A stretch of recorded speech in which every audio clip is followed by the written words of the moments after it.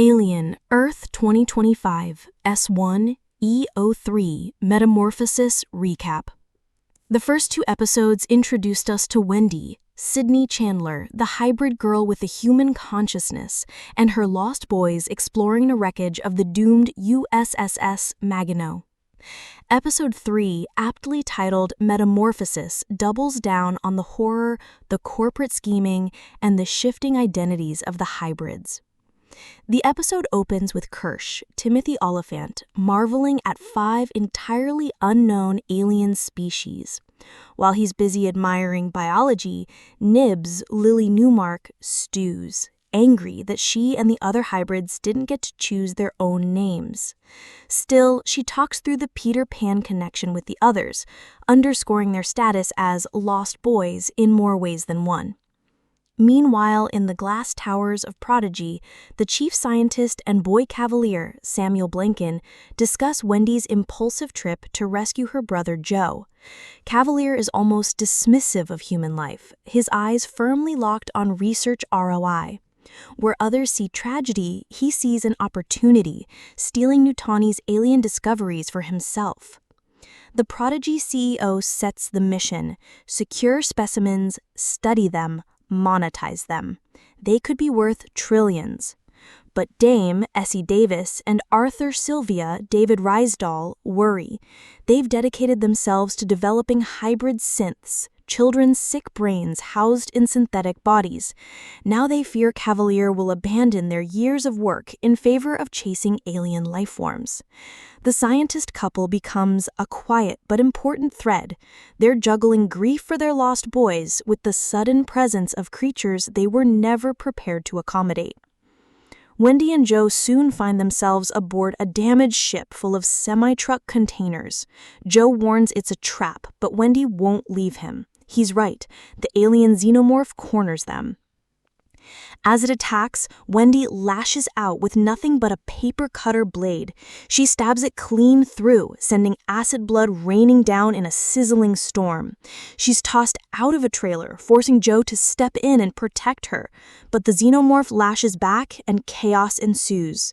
In a brutal sequence, much of it off-screen, left to our imagination, think Ryan Gosling in Drive levels of unseen carnage. The siblings fight for survival. Wendy manages to hook the creature through the mouth and drag it into an elevator with her brother. When it's over, Joe finds Wendy alive beside the decapitated corpse of the Xenomorph. But victory isn't triumph. Wendy looks like an adult, but she's still a child, shaken, terrified, and finally collapsing unconscious. Joe lies down beside her, exhausted, in a strangely tender tableau. The moment recalls the eerie intimacy of Joker lying in the knife circle in Suicide Squad, equal parts unsettling and touching. Elsewhere, slightly, Adarsh Gaurav is stuck guarding the alien eggs. Relief comes when Smee, Jonathan Ajayi, returns him to Kirsh. The two boys chatter excitedly about their adventures, like SpongeBob and Patrick bragging about jellyfishing. But innocence doesn't last. Morrow, Babu Sise, armed and imposing, interrupts. He presses them about the eggs and the monsters. Then he looks closer, noticing something odd about the boys. "You're like a couple of kids," he mutters, questioning their true nature. Before things can escalate, Kirsh intervenes. Morrow issues a cryptic warning. Prodigy's rights might not hold against Yutani's, and Yutani is coming. Then, in a jaw-dropping move, he leaps off the Maginot just as one of the eggs begins to hatch. Morning brings Prodigy's sweep of the crash site. Wendy, Joe, and the Xenomorph's severed head are collected, but Morrow has vanished. Prodigy is practically giddy at the prospect of the egg and acid-blooded creature, but the synth scientist erupts, furious at leadership for risking years of careful research. When Cavalier learns of the creature's parasitic life cycle, he takes decisive action. No non-synthetic personnel are allowed near the lab. Kirsh is officially put in charge. Adam 1, Adrian Edmondson, Cavalier's right-hand man, needles Smee with a question left behind by Morrow. When is a machine not a machine? The riddle unsettles the Lost Boys. Smee fears the synth will find and kill them, but Ainz shrugs it off. Kirsh, however, watches the lost boys intently. He knows something's not right with them, something deeper than just their childish quirks. Meanwhile, Morrow surfaces in New Siam. He contacts Yutani, Sandra Yi Sensen-Devour, who urges him to return. But Morrow refuses.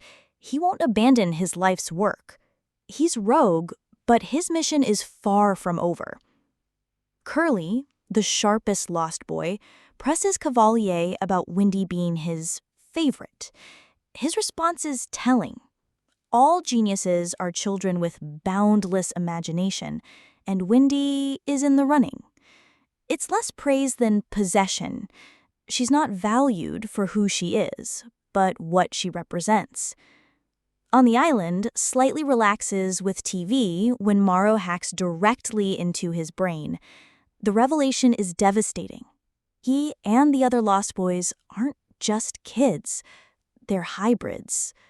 Fearing Morrow, slightly promises to be his friend. Meanwhile, Curly delights in her new synthetic body, while Nibs despises hers, staring at herself in the mirror with loathing. Their reactions reveal the fragile psychology of the hybrids. Identity is both gift and curse. At the medical bay, Dame Sylvia rests at Wendy's bedside.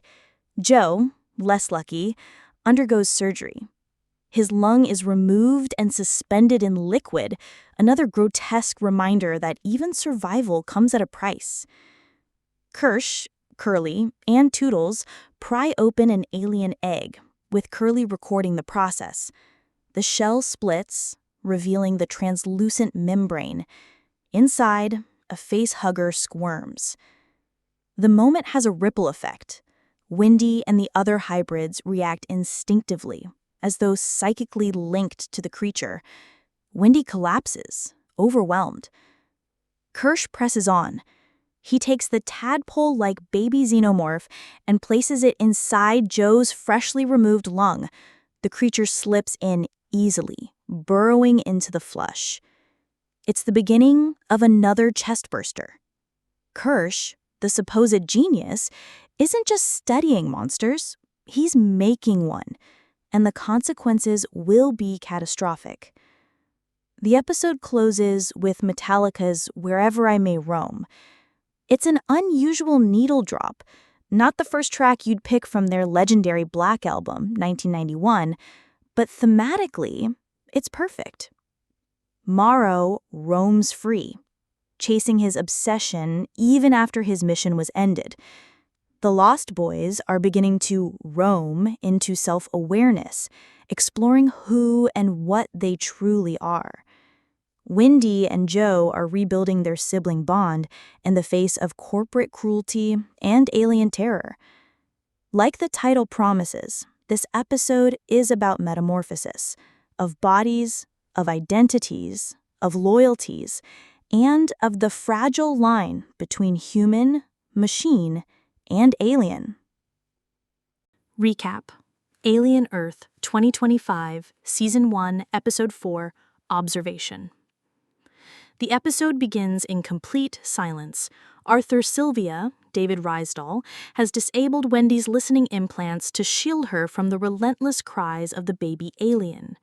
Boy Cavalier, in his usual blunt fashion, insults Dame Sylvia and Kirsh as he kicks them out of the room.